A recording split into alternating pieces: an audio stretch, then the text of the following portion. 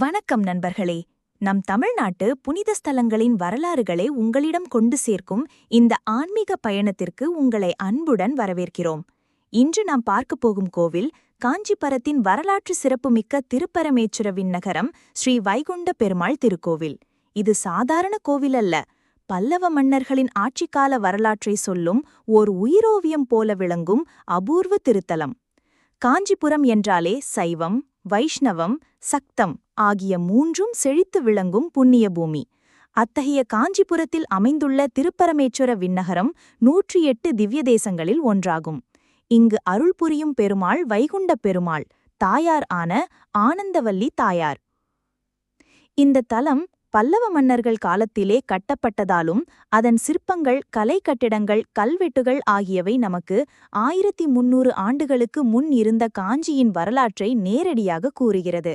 வரலாற்று பின்னணி: இந்த கோவிலை பல்லவ மன்னன் நந்திவர்மன் கிருஷ்ணா 2ஆம் 8ஆம் நூற்றாண்டில் கட்டினார். கோவிலின் சுவர்களில் பல்லவ மன்னர்களின் அரசர்களின் வம்சவரிசை சிற்பங்களாக பொறிக்கப்பட்டுள்ளது. இத்தகைய வரலாற்று சுவடுகள் கொண்ட ஒரே திவ்ய தேசம் இதுவாகும். நம் தொல்பொருள் ஆய்வாளர்களுக்கு கூட பல்லவர்களின் அரசியல், சமூக, கலாச்சாரம் அனைத்தையும் வெளிச்சம் போட்டு காட்டும் மிகப்பெரிய சான்று இதுவே. கோவிலின் கட்டடக்கலை: கோவில் 3 அடுக்குகளில் கட்டப்பட்டுள்ளது.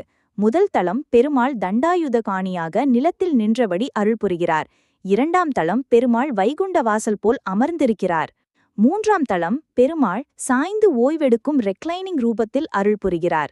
இதனால் ஒரே கோவிலில் நின்ற, அமர்ந்த, சாய்ந்த 3 வடிவங்களிலும் பெருமாளை தரிசிக்க இயலும் அபூர்வ தலம் இது. சுவர்களில் பல்லவ மன்னர்களின் வீர வரலாறுகள், யுத்தங்கள், அரசவை கூட்டங்கள், மகளிரின் கலாச்சாரம் போன்றவை அனைத்தும் பொறிக்கப்பட்டுள்ளது. புராண கதை: காஞ்சியில் ஒரு காலத்தில் அசுரர்கள் தொந்தரவு செய்தனர்.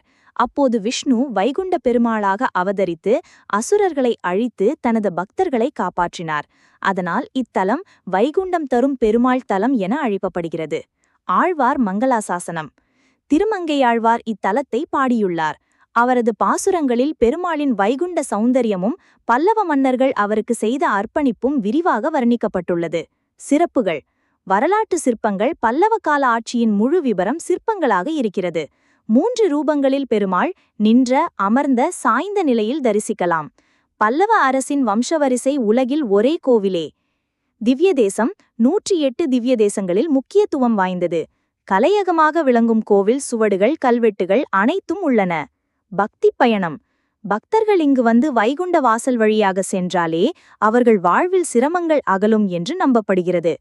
திருமணம் விரைவில் நடக்க வேண்டும் என்று விரும்புபவர், குடும்ப நலன் வேண்டுபவர், பிள்ளை பெற விரும்புபவர் பெருமாளிடம் பிரார்த்திக்கிறார்கள்.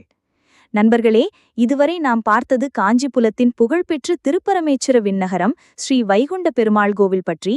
பல்லவர்களின் வரலாற்றையும் பெருமாளின் பரம்பொருளான கருணையையும் ஒரே இடத்தில் காண்பிக்கிற அபூர்வ தலம் இது. நீங்களும் ஒருமுறை இத்தலத்திற்கு வந்து தரிசனம் செய்து ஆசிர்வாதம் பெற வேண்டுகிறேன். இந்த வீடியோ பிடித்திருந்தால் லைக் செய்யவும், பகிரவும், நமது சேனலை சப்ஸ்கிரைப் செய்யவும் மறக்காதீர்கள். அடுத்த புண்ணிய ஸ்தலத்திலே மீண்டும் சந்திப்போம்.